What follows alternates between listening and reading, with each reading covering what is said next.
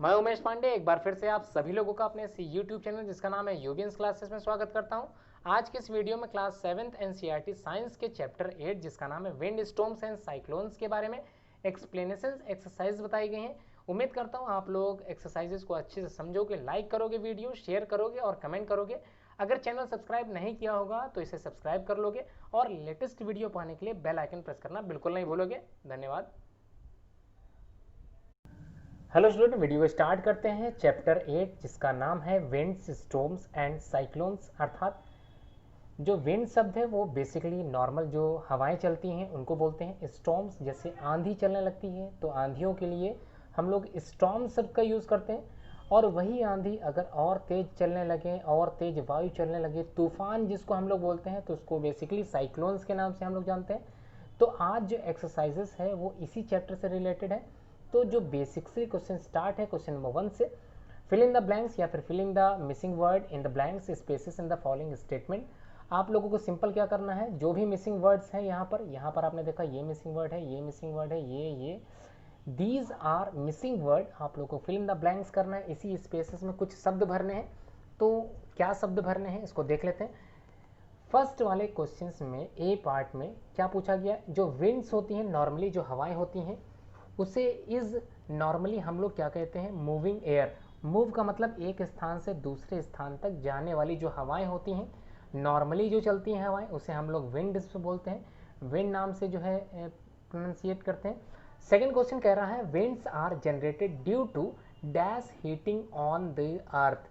तो पृथ्वी पर आप लोगों ने सुना होगा, धीरे धीरे सूर्य का प्रकाश जब पड़ता है तो पृथ्वी की जो सतह होती है, सरफेस एरिया होता है, वो गर्म होने लगता है, जिसकी वजह से जो हवाएं होती हैं वो चलने लगती हैं। या फिर ये कह दें कि अनइवन जो हीटिंग होती है of the earth is main cause of winds are generated. तो इसी वजह से जो विंड्स होती हैं, हवाएं होती हैं, वो जनरेट करना चालू कर देती हैं। तो अब बात करते हैं सी क्वेश्चंस की। क्वेश्चन फर्स्ट का सी क्या पूछ रहा है, near the earth surface, earth surface के जो पास में डैश एयर राइज अप होती है, बनती है, जबकि where as dash air comes down. तो आप लोगों ने सुना होगा कि जो गर्म हवाएं होते हैं, जो गर्म हवाएं होती हैं वो हल्की पड़ जाती हैं। जब वो गर्म हवाएं हल्की पड़ जाती हैं तो वो कहाँ, सरफेस एरिया, मतलब वो कहाँ राइज अप कर जाती हैं, मतलब ऊपर की तरफ चली जाती हैं। जबकि जो ठंडी हवाएं होती हैं वो नीचे ही रह जाती हैं, और जो गर्म हवाएं होती हैं वो धीरे धीरे इंक्रीज मतलब राइज अप कर जाती हैं, ऊपर निकल जाती हैं। डी ऑप्शन या डी क्वेश्चंस में देख लेते हैं। क्वेश्चन नंबर फर्स्ट का डी है, air moves from a region of dash pressure to a region of dash pressure. तो हाई प्रेशर में, हाई प्रेशर जब होगा, एटमॉस्फेरिक प्रेशर जब हाई होगा तब मूव्स करती हैं एयर, और जब लो होगा उस रीजन से, मतलब हाई रीजन से, हाई प्रेशर एरिया से लो प्रेशर एरिया में जो एयर होती है वो मूव करती है। तो सिंपल सा समझना था आप लोगों को, क्या समझना था कि जो बेसिकली एयर होती है वो मूव करती है from a region of high pressure. High pressure मतलब जब दबाव ज़्यादा पड़ता है तो एयर मूव करना चालू कर देती है to a region of low pressure वाले एरिया में। सबसे पहले कहाँ से राइज करेंगे, जहाँ का प्रेशर हाई होगा वहाँ से राइज करना चालू होंगी, और कहाँ तक जाएंगे, जहाँ का प्रेशर कम होगा वहाँ तक पहुँचेंगे। तो बेसिकली ये फर्स्ट क्वेश्चन था। फर्स्ट क्वेश्चन के ए बी सी और डी पार्ट आप लोगों ने समझ लिया। अब बात करते हैं क्वेश्चन नंबर 2 की। क्वेश्चन नंबर 2 में पूछा गया, सजेस्ट कीजिए 2 methods to find out with direction at a given place. तो एक मेथड बताना है, सॉरी 2 मेथड्स बताने हैं जिसमें आप लोग पता लगा सकें विंड की direction at A given place. Wind मतलब नॉर्मल जो हवाएं चलती हैं उसकी डायरेक्शंस मतलब एक दिशा होती है, तो उसका पता लगाने के लिए आप लोगों को 2 मेथड बताने हैं। तो सिंपल सी है, इसका सोल्यूशन सिंपल है। The following methods can be use to get the direction of wind. तो सिंपल मेथड्स है, इसको देख लेते हैं। क्या करना है, take some fine and lighter sand in your hand. अपने हाथों में क्या करना है, बालू रखनी है। बालू जो बेसिकली जो मकान बनता है, तो आप लोग मोरंग बालू सुने होंगे, तो बालू आप लोग अपने हाथ में रखना है। And slowly slip it. अब धीरे धीरे अपनी मुट्ठी को खोलना है हवा में, या फिर ये कह लें कि अपनी मुट्ठी में, हथेलियों में बालू रखनी है। उसको थोड़ा सा ऊपर उठा के, अपनी भुजाओं को थोड़ा सा ऊपर उठा के, वो जो बालू आपने मुट्ठी में भरी थी उसको धीरे धीरे स्प्लिट ऑफ करना है, या फिर स्लीप इट ऑफ करना है, मतलब धीरे धीरे गिराना है। Movement of dust particle in the particular direction will give the direction of wind flowing. अब जब बालू धीरे धीरे आप अपनी हथेलियों से छोड़ते हैं, या मुट्ठी आप अपनी धीरे धीरे खोलते हैं, बालू नीचे गिरती है, तो जो बालू गिरती है तो जो डस्ट पार्टिकल बालू के होते हैं वो मूव अप कर जाते हैं। कहाँ मूव अप कर जाते हैं? हवा चलती है तो हवा की सहायता से वो डस्ट पार्टिकल हवा से उड़ने लगते हैं। तो आप लोग आसानी से डायरेक्शंस ऑफ विंड की पता कर सकते हैं इस प्रोसेस से। सेकंड क्या करना है आपको? फ्लाई ए काइट, एक पतंग उड़ानी है। हालांकि वैसे पतंग उड़ाना ज़्यादा इंपॉर्टेंट तो काम नहीं है आप लोग, लेकिन जो लोग पतंग उड़ाते हैं वो बेसिकली समझ जाते हैं कि हवा जब चलती है तो जो काइट होती है आसानी से वो इन द एयर आसानी से उड़ जाती है इन द डायरेक्शन जहाँ पर हवा चल रही होती है, और उसी हवा से वो काइट क्या होती है? आसमान में उड़ जाती है। इस वजह से भी आप लोग विंड की जो डायरेक्शन होती है वो पता लगा सकते हैं। अनदर मेथड एंड दूसरा मेथड और क्या है? तो बात करते हैं take bit of paper on your palm, अपनी हथेलियों पे थोड़े से कागज के टुकड़े रखने हैं। The piece will fly in the direction of wind is blowing, तो उन्हीं से आप पता लगा सकते हैं कि हवा जो चल रही है वो किस डायरेक्शन से किस डायरेक्शन के लिए चल रही है। लास्ट में यूज एनीमोमीटर और विंड वेन, ध्यान रखें ये जो मोस्ट इंपॉर्टेंट नाम आया है इसको दिमाग में बिठाना। ये जो एनीमोमीटर यूज किया गया है basically use for the showing the direction of the moving air, तो हवा की जो गति होती है या फिर हवा की जो डायरेक्शन होती है उसको पता लगाने के लिए आप लोग विंड वेन का यूज कर सकते हैं, एनीमोमीटर का यूज कर सकते हैं। इससे भी आसानी से आप लोग पता लगा पाएंगे, क्या पता लगा पाएंगे? डायरेक्शंस किसकी? विंड की, मतलब नॉर्मल जो हवाएं चलती हैं उसकी डायरेक्शंस क्या है, कहाँ से कहाँ तक वो हवाएं बहती हैं। अब बात करते हैं क्वेश्चन नंबर 3 की। क्वेश्चन नंबर 3 में सिंपल पूछा गया स्टेट 2 एक्सपेरिमेंट, 2 एक्सपेरिमेंट बताने हैं आपको that made you think that air exerts pressure. तो 3 मेथड या फिर 3 एक्सपेरिमेंट बताने हैं, 2 एक्सपेरिमेंट्स बताने हैं जो आप लोगों को सोचने के लिए मजबूर करते हैं दैट एयर एक्सर्ट प्रेशर, कि हवा जो होती है वो प्रेशर मतलब दबाव डालती है other than those given in the text. तो लिखना है, देखते हैं क्या लिखते हैं। आप लोगों को बताया गया था we can experience air pressure in our daily activities such as, तो हम लोग अपने नॉर्मल जो जीवन जो हम लोग जी रहे हैं, दिनचर्या जो हम लोग की होती है, तो इसी दिनचर्या में, इसी नॉर्मल जो जीवन है हमारा डेली लाइफ है, इसी डेली लाइफ की रूटीन में हम लोग महसूस कर सकते हैं एयर प्रेशर को। कैसे महसूस करते हैं आइए जानते हैं। सबसे पहला पॉइंट है tree leaves and branches flutter due to pressure exerted by air in the form of wind. तो जो ट्री लीव्स होती हैं यानी पेड़ों की जो पत्तियां होती हैं और जो उनकी ब्रांचेस होती हैं, शाखाएं होती हैं, टहनियाँ जो होती हैं basically with the help of due to pressure क्या होते हैं? वो विंड के फॉर्म में मूव करने लगते हैं bye air in the form of wind. तो आप लोगों ने पत्ती को टूटते हुए भी देखा होगा, आम को गिरते हुए भी देखा होगा। तो ये जो होता है बेसिकली होता है किसकी वजह से? एयर प्रेशर की वजह से। It is difficult to ride a bicycle against the wind but it is much easier in the direction of wind. तो सिंपल सा दूसरा है एक्सपेरिमेंट, अगर आप बाइसिकल चला रहे हैं इन the direction of the air, जहाँ से हवा आ रही है उसकी डायरेक्शन में अगर आप जा रहे हैं अपनी साइकिल लेके, तो आपको मेहनत ज़्यादा करनी पड़ती है। जबकि एट द अपोजिट डायरेक्शन अगर वायु जिधर से आ रही है उधर की बजाय अगर आप उधर जाते हैं जिधर वायु जा रही होती है, तो with the help of that air, that moving air, आप आसानी से अपने गंतव्य तक, अपने मार्ग तक आसानी से पहुंच जाते हैं जहां आपको पहुंचना होता है। तो ये भी होता है एयर प्रेशर का एक एक्सपेरिमेंट। अब बात करते हैं क्वेश्चन नंबर 4 की। क्वेश्चन नंबर 4 में पूछा गया you want to buy a house, आपको क्या करना है? एक घर खरीदना है या आप एक घर खरीदना चाहते हैं।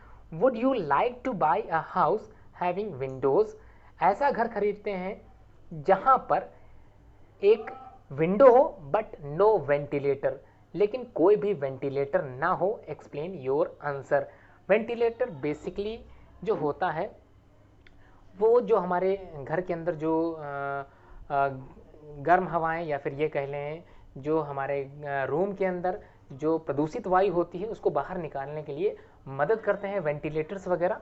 तो अब बात करते हैं, आपको एक घर आप घर खरीदना चाहते हैं। Would you like to buy a house having windows, windows तो है वहाँ पर बट नो वेंटिलेटर्स, कोई वेंटिलेटर्स नहीं है। एक्सप्लेन योर आंसर, क्या लिखना है इसमें? स्मोक फ्रॉम किचन, स्मोक यहाँ पर बेसिकली धुएं से है, धुआं अगर आपके किचन में भर चुका है। And warm air being lighter rise up, और जो गर्म हवा होती है वो बेसिकली क्या होती है? खिड़कियों से तो बाहर निकलेगी नहीं, वो कहाँ जाएगी? वो आपकी छत, मतलब गर्म हवाएं जो होती हैं बेसिकली राइज अप कर जाती हैं। तो अब किचन में गर्म हवाएं जो थी, स्मोक वगैरह जो धुआं था वो राइज अप कर जाता है ऊपर उड़ जाता है और आपके किचन में वो धुआं भर जाता है, क्योंकि वो निकलने वाला तो है नहीं आपकी विंडो की सहायता से। तो वेंटिलेटर बेसिकली यूज इसीलिए किया जाता है। If there is no outlet like ventilators, it will be difficult to escape for warm air and will heat up the room and could cause suffocation and discomfort। तो इसका मतलब ये हुआ, अब निकलने के लिए तो वो गर्म हवा कोई साधन आपने बनाया नहीं था, there is no any ventilator, लेकिन विंडो थी, बट विंडो वर्क क्यों नहीं कर पा रही थी? क्योंकि हमको पता है किचन में बेसिकली होता क्या है, गर्म हवाएं रहती हैं, या फिर जब आप लोग स्टोव या आप लोग गैस जलाते हैं तो जो हवाएं होती हैं उस किचन के अंदर वो गर्म होने लगती हैं, और गर्म हवाएं हमेशा क्या करती हैं, राइज अप कर जाती हैं, जबकि आपकी खिड़की जो थी वो आपके सामने थी, नीचे के साइड थी, और जो किचन की जो धुआं था वो गर्म पड़ के आपके किचन के ऊपर पहुंच जाता है, जिससे सफोकेशन बनने लगता है, घुटन महसूस होने लगती है। ये घुटन महसूस अगर आप लोग अपने किचन में वेंटिलेटर से लगाते जिसकी सहायता से वो गैस, वो जो हवा थी गर्म हवा, वो बाहर निकल पाती, तो ये जरूरी था कि अगर आप लोग कहीं पर घर खरीदते हैं तो एक वेंटिलेटर, एक हवा जो निकालता है गर्म वायु को बाहर निकालता है वेंटिलेटर, आप लोगों ने देखा होगा कई जगह पे जो लगे होते हैं, आपके स्कूल्स वगैरह में भी लगे हैं कई जगह, तो बड़े बड़े हॉल्स में लगे होते हैं वेंटिलेटर्स वगैरह, जो सफोकेशन ना हो पाए, घुटन ना महसूस हो, इसलिए जो है सफोकेशन की वजह से ही वेंटिलेटर का यूज़ किया जाता है। बात करते हैं क्वेश्चन नंबर 5 की, explain why holes are made in hanging banners and hoardings. तो आप लोगों ने देखा होगा कई तरह के बैनर्स जो है आप लोगों ने रास्ते में देखे होंगे, कई तरह के होर्डिंग्स जो बोर्ड बड़े बड़े बने होते हैं, कई तरह के बोर्ड आप लोगों ने देखे होंगे, बैनर्स आप लोगों ने देखे होंगे, उसमें आप लोगों ने देखा होगा कि कई तरह के छोटे छोटे छेद होते हैं।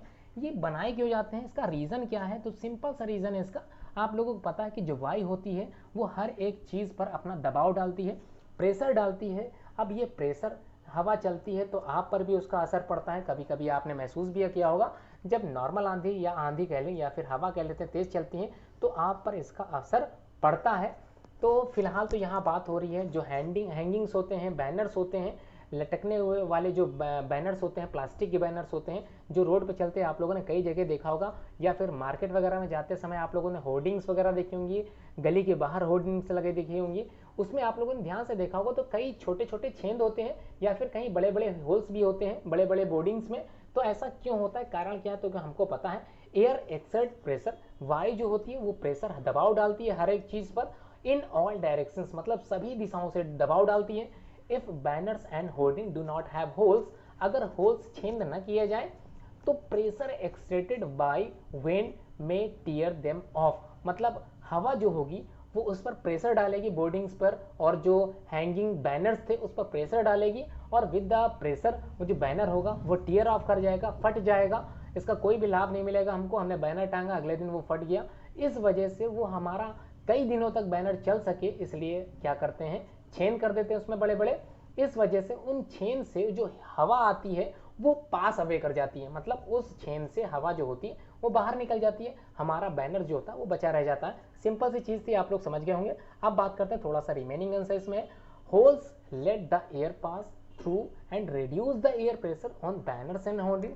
सिंपल वही चीज बताई गई थी जो मैंने अभी बताई है कि होल्स क्या करते हैं, रिड्यूस कर देते हैं एयर प्रेशर को। अब एयर प्रेशर रिड्यूस हो जाएगा तो बैनर वगैरह जो आपने लगाए होंगे वो फटेंगे नहीं, बिल्कुल भी नहीं फटेंगे। अब बात करते हैं क्वेश्चन नंबर 6 की, how will you help your neighbours, neighbours मतलब पड़ोसी, किस प्रकार से अपने पड़ोसी की आप सहायता करोगे in case cyclone approaches your village या टाउन।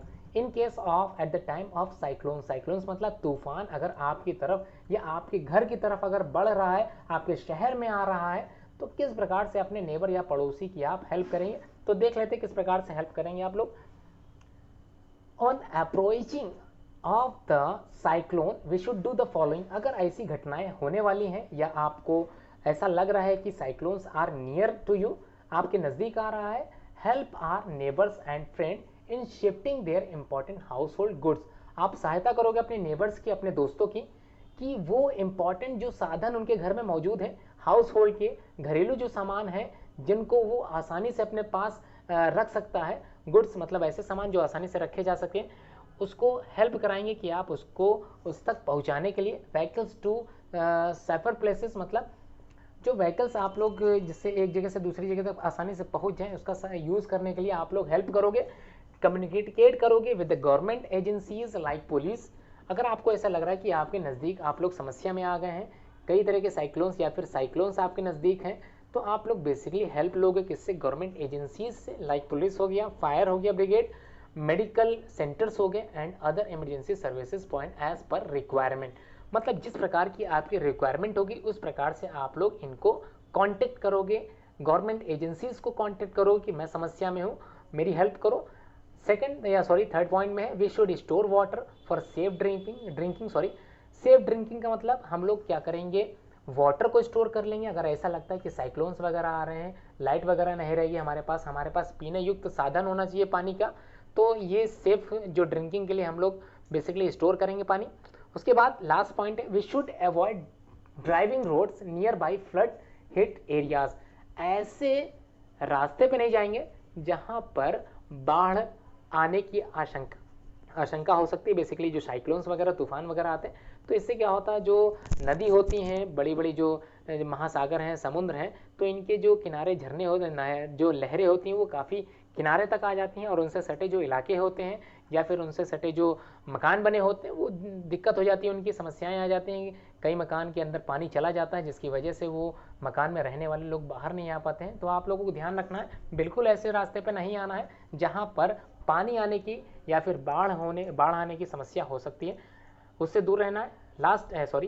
सेकंड क्वेश्चन, सेवेंथ वाला क्वेश्चन में क्या पूछा है, what planning is required in advance to deal with the situations created by a cyclone.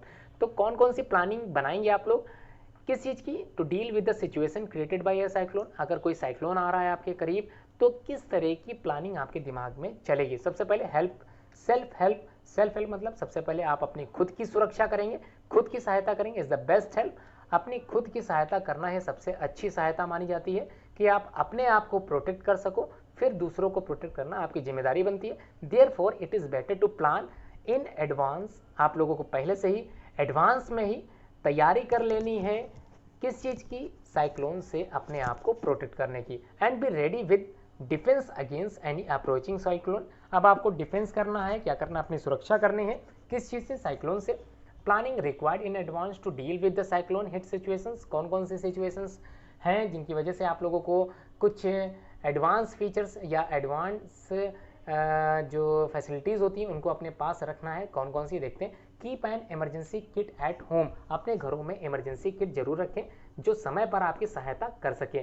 Second है store enough food in water proof bags. मतलब ऐसे जो वाटर प्रूफ बैग्स होते हैं उसमें खाने वाला साधन आप लोग रख सकें जो आपकी आसानी से उस समय आपकी नीड को, रिक्वायरमेंट को पूरा कर सकें जब आपको इसकी आवश्यकता हो। नेक्स्ट है store safe drinking water as contaminated water can cause diseases. आप लोग ध्यान रखना, सेफ ड्रिंकिंग यूज करना है वाटर का, मतलब पानी आपको सुरक्षित पीना है। कंटेमिनेटेड वाटर अगर आप लोग अपने पास रखते हो, गंदा पानी अगर रखते हो तो कई तरह की डिजीजेस आपको कर सकता है। Next point, keep phone numbers of emergency services like police, hospital, friends and relatives ready. ध्यान रखें 112 dial 112 is basically the emergency number है जो आपको हेल्प करेगी एट द इमरजेंसी टाइम, तो ध्यान दें। Next last point, make necessarily, जो भी नेसेसरी चीजें अरेंजमेंट है to shift the essential household goods, domestic animals and vehicles etcetera to safer place. मतलब आप लोगों को जितनी भी necessary agreements to the shift of essential household goods हैं, घरेलू सामान जो भी होंगे आपके, या फिर अगर आप लोगों ने पशुओं को, जो पालतू पशु होते हैं उनको पाल रखा है जैसे कुत्ता हो गया, तो these are the common household या फिर these are the common domestic animals, इनको आपको सबसे पहले क्या करना है, सेफर प्लेस तक पहुंचाना, ये आपकी जिम्मेदारी बनती है। व्हीकल्स वगैरह जो आपके घरों में रहते हैं इनको सेफ जगह पे आपको पहुंचाना है। These are this requirement in advance to deal with the situation created by a cyclone. तो आप लोगों को बेसिकली इतनी सारी चीजें करनी है एडवांस में। अब बात करते हैं क्वेश्चन नंबर 8 की। क्वेश्चन नंबर 8 में सिंपल क्वेश्चन है, यहाँ पर मल्टीपल चॉइस क्वेश्चन कह सकते हैं। Which of the following place is unlikely to be affected by a cyclones, या ये कह लें कि इनमें से कौन सा place unlikely to be affected होता है किसी साइक्लोन से, तो कौन सा अफेक्टेड अनलाइकली होता है तो उसका आंसर चेन्नई नहीं हो सकता, मंगलुरु नहीं हो सकता जिसको मैंगलोर बोलते हैं, पुरी नहीं हो सकता, लास्ट में अमृतसर है, अमृतसर पंजाब में है, और ये सबसे ज्यादा unlikely to be affected area है बाय साइक्लोन से। तो अब बात करेंगे क्वेश्चन नंबर 9 की। क्वेश्चन नंबर 9 में सिंपल पूछा गया है और लास्ट क्वेश्चन, ये इस चैप्टर का लास्ट क्वेश्चन है, सिंपल क्वेश्चन है, इसको भी देख लेते हैं। Which of the statement given in the given below in the correct order, तो इनमें से कौन सा ऑप्शन सही है। फर्स्ट क्वेश्चन, फर्स्ट पॉइंट कह रहा है in winter the winds flow from the land to the ocean. तो यहां पर कह रहा है कि विंटर के समय जो विंड्स होते हैं, विंटर मतलब आप लोग समझ रहे हैं जाड़े के समय जो हवाएं होती हैं from the land to the ocean, तो अब कहां से कहां चल रही है, लैंड से, धरती से, पृथ्वी से कहां तक जा रही हैं, ओशियन तक जा रही हैं, समुद्र की लहरों के ऊपर तक निकल रही हैं। तो ये ऑप्शन बिल्कुल राइट है, लैंड टू द ब्रीज, ये आप लोगों ने पढ़ा था। In summer the winds flow from the land और टुवर्ड्स द ओशियन, ये बिल्कुल गलत है। थर्ड है a cyclone is formed by a very high pressure system with very high speeds winds revolving around it, बिल्कुल गलत है। The coastline of India is not vulnerable to cyclone, ये बिल्कुल गलत होगा। तो आंसर आप लोगों को मिल गया है, first is right answer. In winter the winds flow करती हैं from the land to the ocean, तो कहां से कहां तक जाते हैं, लैंड से, धरती से या पृथ्वी से, पृथ्वी की सरफेस से कहां तक जाते हैं, ओशियन तक जाते हैं। तो ये बिल्कुल सही है, क्योंकि हम लोगों ने अभी पढ़ा था, क्या पढ़ा था कि जो गर्म हवाएं होती हैं बेसिकली वो करती क्या है, राइज अप हो जाती हैं, ऊपर की तरफ चली जाती हैं, और जो ठंडी हवाएं होती हैं वो कहाँ आ जाती हैं, नीचे की तरफ आ जाती हैं। तो सिंपल सा इसका आंसर था, आप लोगों ने सीखा। वीडियो आप लोगों को पसंद आई होगी, उम्मीद करता हूँ ये वीडियो आप लोग लाइक शेयर कमेंट जरूर करोगे, और अगर आपने चैनल सब्सक्राइब नहीं किया होगा तो इसे सब्सक्राइब जरूर करोगे। लेटेस्ट वीडियो पाने के लिए बेल आइकन प्रेस करना बिल्कुल ना भूलें। धन्यवाद।